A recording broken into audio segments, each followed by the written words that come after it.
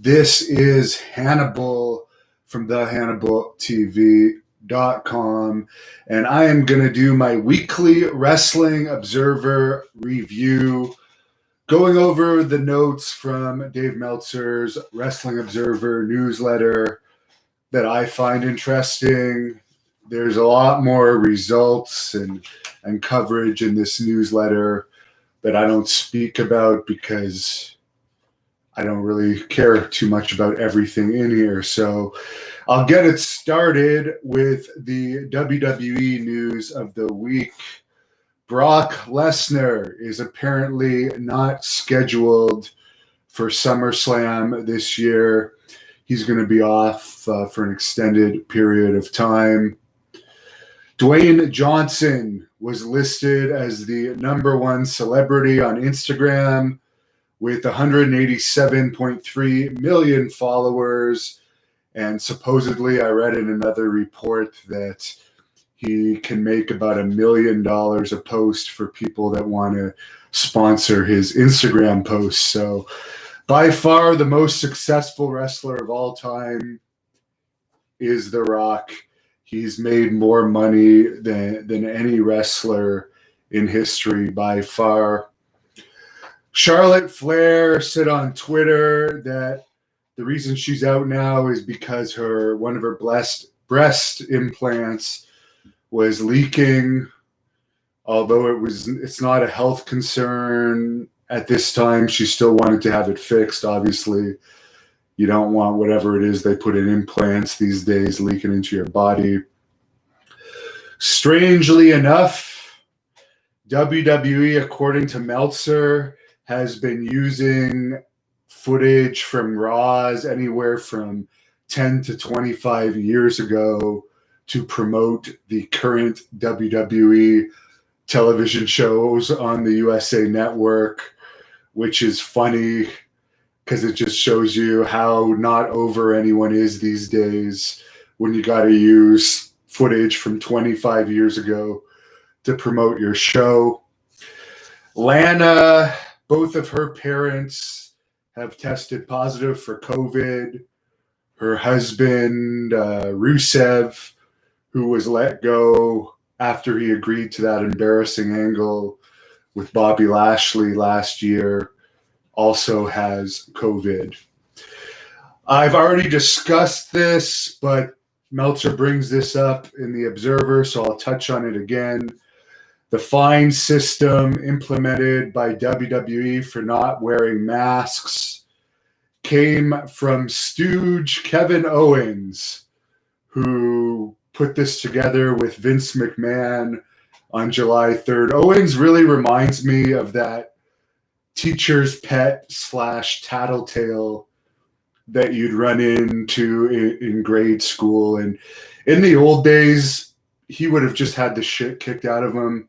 He never would have lasted, but today we're in the PC era of wrestling, and apparently Vince thought that the idea of fining people for not wearing masks wouldn't work, but Kevin Owens insisted to Vince that he believes that the fines would serve as a deterrent. So Vince McMahon and Owens put together a system where talent is fined $500 for not wearing a mask on your first offense and $1,000 for your second offense. So yeah, there you go. Kevin Owens is a stooge, as we all knew. AEW did 788,000 viewers and a 0.29 rating for their Fight for the Fallen special that I believe was a pay-per-view last year, but I think this year they just made it a regular show to try and win the wars, obviously, and it worked. NXT just did a regular show. They didn't try and fight it with counter-programming, and they lost. NXT only had 631,000 viewers and a 0.14 rating, which is pretty bad. Apparently, according to the Wrestling Observer, Now, not the 18 to 49 demo, which had a 0.14 rating, but for the 18 to 34 demographic specifically, there was only 6,000 fans in the entire United States that watched NXT who were between the ages of 18 and 34 years old this week. So 6,000 fans in the 18 to 34 demographic watching NXT. That's pretty low, to say the least. Speaking of low, Raw did its all-time lowest viewership with Owens, the suck up there. The bosses suck up to the boss, tattletale, backstabbing dickhead in a feature match. He was in a WrestleMania rematch against Seth Rollins. It did a 0.48 rating and the lowest viewership of all time, lower than the mid-90s before the Attitude Era, lower than any time in history, 1,561,000 viewers. So with the way WWE programming is going these days, I think it's going to continue to drop. Right now, there's no real sports competition other than UFC, football, baseball, hockey, basketball. They're all going to be back. And when that happens, even less people are going to be watching this crap. And the content is crap. The content is crap. People can use all the excuses they want in the world for the low ratings, but the bottom line is the content is crap. SmackDown did a 0.5 rating last week, which featured a poorly received karaoke competition, which, you know, they want to call themselves entertainment and that they tell stories and all this crap, world storytelling, entertainment. Having a bunch of divas sing wrestling themes from 25 years ago in a karaoke contest with a fake audience cheering them on. I don't know how anyone would think that would be entertaining.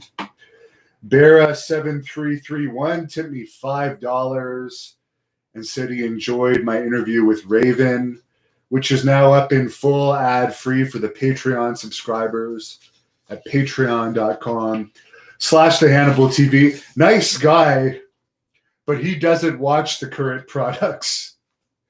So it's funny. The only thing I'll mention about the Raven interview before I go back into the news, it was a good interview, but he did it very politically correct. Like, he never really shot on anyone from the main companies that have any power, as he's done in past interviews, because obviously he has a lot of injuries. He can't wrestle anymore. Obviously, he's probably wants a behind-the-scenes job somewhere at some point. And you know what? He would probably do a lot better than the people they have working behind the scenes right now in both AEW and WWE. Speaking of the Raven interview, Billy Corgan responded to a statement that Raven made in my shoot interview, where Raven had said he had heard the NWA was permanently shutting down. They haven't ran an event since January 25th. That was the last set of tapings they did. The last time Nick Aldis defended the NWA title was January 25th. There's no new dates in the future. Their YouTube channel, I can track the viewership of pretty much any wrestling YouTube channel with a program I have, and their YouTube channel gets dismal viewership right now. But yeah, Billy Corgan says the shutdown is not going to be permanent. So we'll see if they actually announce other dates and title defenses as time goes on.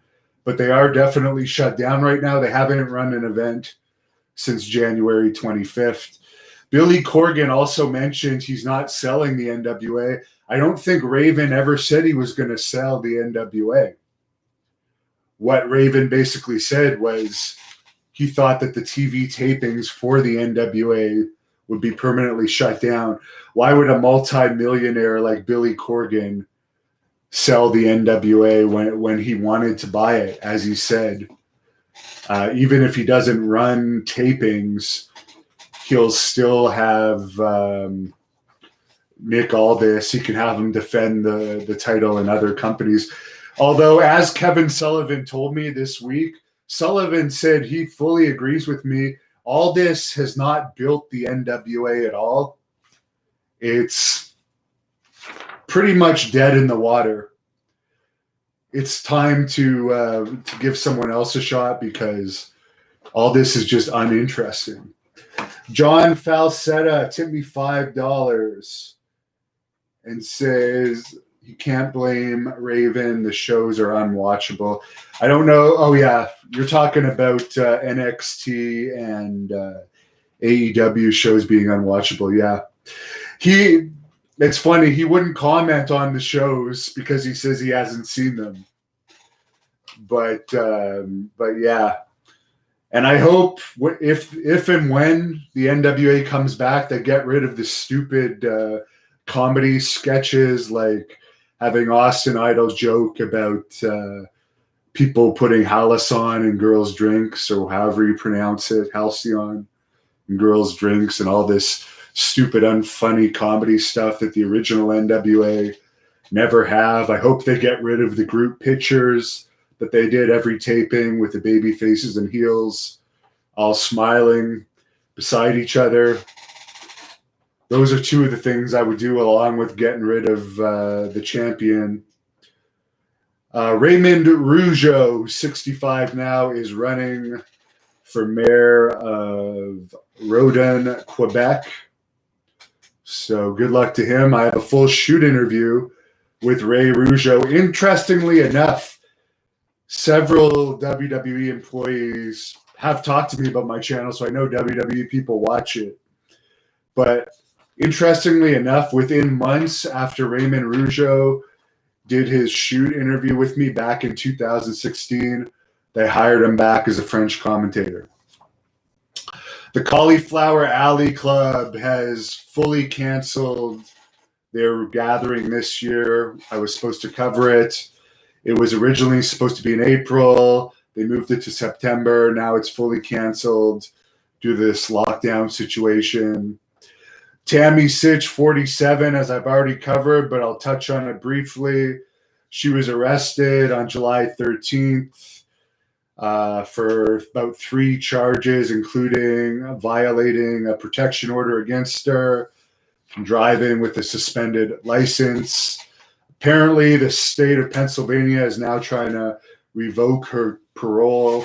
As far as I know, she's still incarcerated. She had only been out of jail after being in jail for almost a year, for, I don't know, since about March, and she's already back in jail. The Ohio Wrestling Commission apparently is not going to allow any wrestling events to happen in the state, nor MMA events for the immediate future, not even in front of no fans, because they feel that wrestlers wrestling with the COVID stuff going around would put the health of both wrestlers and fans at risk. And if there's no fans, just the wrestlers wrestling with each other. Someone asked me about this today about Ontario. They next week they're supposed to allow gyms to open up here. My gym that I train at normally in Ontario is not going to open up. All of their brands in Ontario are not going to open up because it's a big gym, massive gym, and part of the thing with gyms opening back up, at least in Ontario, is they're not going to allow more than 50 people in at a time. And because my gym is huge and there can be hundreds of people training at a time, it's just not worth it to reopen for them. for the amount they'll have to pay staff compared to the amount of people. So I'm going to continue training in Quebec, where I actually have been enjoying it. It's a 45-minute drive, but I don't mind it. It's open 24 hours. I go in the middle of the night. I have the gym to myself. But I'm bringing this up because I don't see independent wrestling events happening in Ontario anytime soon. If they're not even going to allow 50 people in a gym at once, if 50 people is going to be a cap, I don't think they're going to allow independent events anytime soon. And as I previously stated, if you don't use insurance and maybe you're going to bingo halls or Knights of Columbus halls or whatever other small places, maybe they'll let you run without insurance. But I can imagine, like, for instance, when I run Great North Wrestling events, insurance is usually at least $700, which is a lot. People think there's so much money in independent wrestling. The costs of putting on independent wrestling shows are huge. So just to make the insurance back, normally you'd need about $700 worth of tickets sold just for the insurance alone, not including anything else. But that's before the pandemic. So you can imagine, with the risk of wrestlers catching COVID or fans catching COVID, if you're a legitimate indie company, not the ones that run in those shitty little halls, I mean, insurance is probably going to be sky high. Owen Smith tipped me £5 and asked if I've seen any of Josh Barnett's blood sport shows. I don't really like it. I did Cage Wars shows where I did 2 of them. They're on this channel if you look it up. Great North Wrestling Cage Wars, where you're actually wrestling in an MMA cage. I like that idea better than the blood sport.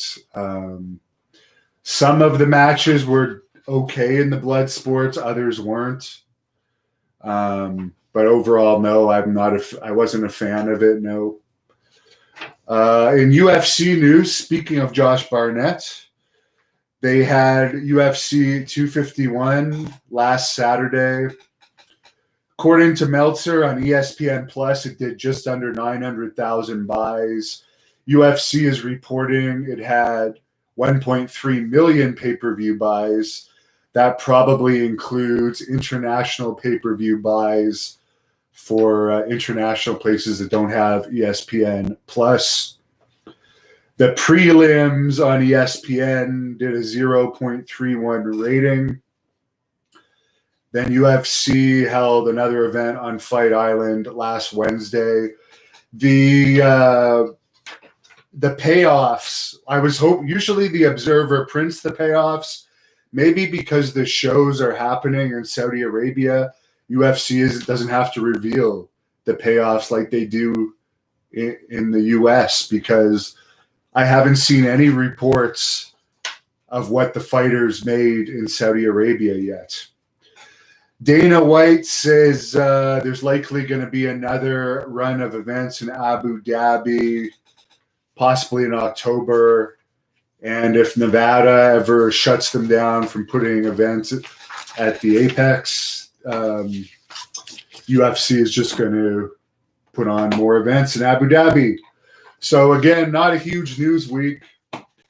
I'll go into some of your questions. Speaking of Great North Wrestling, Josh wants to see Lady Yasmin against Amber Nova in Great North Wrestling. As I just reported, it doesn't look like they're allow independent events anytime soon, at least not until there's a vaccine out, which from what reports I've read, it doesn't look like there's going to be a vaccine out this year. Maybe if we're lucky, early next year. But that's what the government is looking like here. Some people can try to run events. They very well likely could get shut down. Me personally, since I fund Great North Wrestling myself, I already had to cancel 2 events that were supposed to happen in June and August. And I had to cancel WrestleCon. Well, I didn't cancel WrestleCon, but an autograph thing I had planned at WrestleCon was canceled due to the coronavirus. So that did cost me some money canceling those events. Not so much the GNW events because it was far enough out that I didn't invest too much money into them yet, but I'm not going to plan anything until we know that there's no risk of having an event shut down, because it's a waste of time and money otherwise. And as I stated, it's hard enough to make money in independent wrestling. It's really tough. I'll just name you some of the costs: wrestlers' flights, wrestlers' hotels, wrestlers that will charge you trans money, the wrestlers pay themselves, ring rental, poster printing, radio ads, newspaper ads, the gas when you're driving around putting posters, the gas of driving back and forth to whatever town you're promoting in, DJ fees, pay of people that are helping you at the events, doing various little jobs, the ticket printing fees themselves. There's just tons of costs, insurance and so forth. So you don't want to put that kind of money out unless you know an event's not going to be canceled. Worst commentator ever says hello. Someone says they want an interview with Jerry Saggs. As I said, he was a dick to me when I met him. I don't interview dicks. Someone else talked to me about Tatanka. I also had bad experience with Tatanka. I don't pay people money. They're assholes to me. Unless they're extremely famous and there's a high chance I'll make money on their shoot interviews. But Brian Knobs, I'll be honest, wasn't exactly a home run shoot interview. And he was a real pain in the ass to deal with. Always wanting more. Buy me beer, buy me food, pay the extra so I have more leg room on my seat, and so forth. So people like that are a pain in the ass to deal with. Mess says the Nasty Boys don't have a good reputation. No.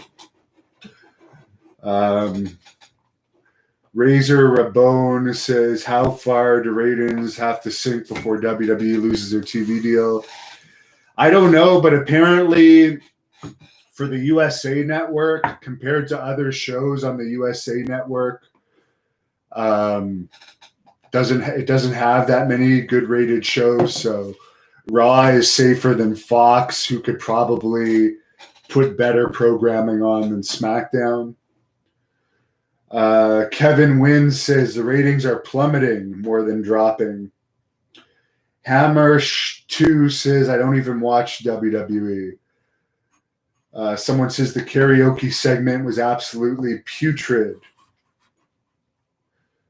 Neo GX says wrestling has forgotten how to promote and sell a fight. We need a new promotion that takes notes from UFC. Well, Sullivan actually said, it's too bad I can't get better funding. I wish someone would give me more funding. I would create a new ECW-ish type promotion that actually was credible and sold fights, but we're not there yet. Maybe one day, as the Hannibal TV continues to get more popular.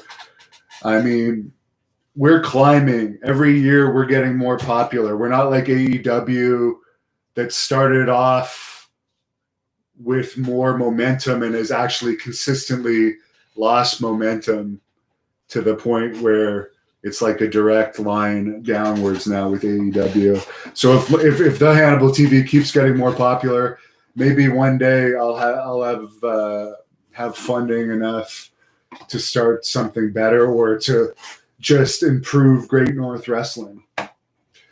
Brian says the Cody Sonny Kiss match was embarrassing as hell. I was embarrassed just to see the picture of it. I wouldn't even want to watch it. It just looks, I hate the word cringy, but it looked cringy. Jamie Boole says, would I ever interview Brian Dixon? No, didn't like him. Kevin Wynn says I turned AW off. Yeah, I'm not even going to get into what he's saying, but yeah. Lots of people actually said this week that they tried to watch AEW and they turned it off. Brandon Allen tipped me $2 or $3. Thank you, Brandon Allen. David Hugh, have I ever done a shoot interview with Haku? There's 2 shoot interviews with Haku on this channel. Search up Haku, the Hannibal TV shoot interview. Why do I have American flags in the background? Someone's asking me. Because this channel is viewed by mostly Americans. This channel is only actually viewed by 6% Canadians, so fuck you, Canada. I wish I could live in the U.S. The weather in Canada overall is atrocious. We have about 3 months of good weather here. Mitch Wooten says, do I see Jericho fighting with Sebastian Bach? No, but Skid Row is a good band. 18 in Life, Remember Yesterday. Those are 2 songs that stick out to me. But Jericho, if he's fighting with Bach, that is probably just a show, because I actually listened to a Chris Jericho podcast where he had Bach on the podcast. And they're friends. Media Palace, am I going to do any more paranormal videos? Yes. Of course I am. Chris Lee would like to see more of that too. I am going to do more and more of that, yes. Rich Howard, did I like Georgia? When I was in Deep South Wrestling, I was only there for 6 weeks. It was based in McDonough, Georgia. I did like it there, yeah. But unfortunately, I was not under contract, paying to train there. And after that Zack Ryder naked stinks face incident with Luke Gallows, I realized that the training there really wasn't that good. So I went back to Puerto Rico. Big Dummy says $3 and says lube my chair. I'm really too lazy to do that. John M. Budd says, love the comment about Canada and I'm Canadian. Well, I'm going to end it at that because I was just talking about the gym and I'm going to be going to the gym soon. I'm just going to eat something first. So I'm packing my size back on already. I've only been back in about 3 weeks, but I've been living in the gym. So have a good weekend, everybody. If there's more news, when I get back from the gym later tonight, I'll do another update. Lunar Force says, any MMA or boxing shoots coming up? 2 that are on my poll. There is a poll on my YouTube stories. Butterbean and Boss Rutan were 2 of the names on the poll. And so far, Butterbean is winning. Luke Gallows is number 4, so it's not looking good for the shoot interview with him. He wanted a ridiculous amount of money, and as I said, Butterbean's number 1. I think Scott Norton is number 2 right now, and Boss Rutan is number 3. Brandon Allen tipped me $5. He says I should have been in WWE. I deserved it. It's unfair what happened. I would be miserable in today's WWE. I wouldn't. I really wouldn't. Maybe in 2009 when I was signed, the landscape was different. And we might even have seen a different landscape today if that contract hadn't have been rescinded. But I think my future is better doing my own thing. Actually, Taylor Hendricks from Ring of Honor, the gorgeous female wrestler that I'm sure a lot of you know, Taylor Hendricks. She actually randomly tweeted out yesterday a clip of me wrestling AJ Styles, and she said WWE or MLW should sign me. Hannibal is money. So thank you, Taylor Hendricks. for tweeting that out. And I would much rather be in MLW than WWE between the two companies, because MLW, you have a lot more freedom, and their booking makes a lot more sense than WWE. And I think I could really help between cross promotion on my YouTube channel, as well as they could use someone like me on their roster. I think it would be mutually beneficial. But for some reason, MLW recently has signed people that aren't even really known, let alone have YouTube channels with almost 200,000 subscribers and over 120 million views. Now, I'm not knocking MLW. As I said, I think they're the best company. But why they don't seem to have any interest in me, that is a little strange. So I would highly suggest people tweet MLW and Court Bauer about considering having me involved either as an interviewer or another role there, because I think that would be a beneficial arrangement. Brandon Allen tipped me $2. Says, keep it up, brother. Thank you, Brandon. Thank you, everyone that tipped me. I'm heading out. Good night.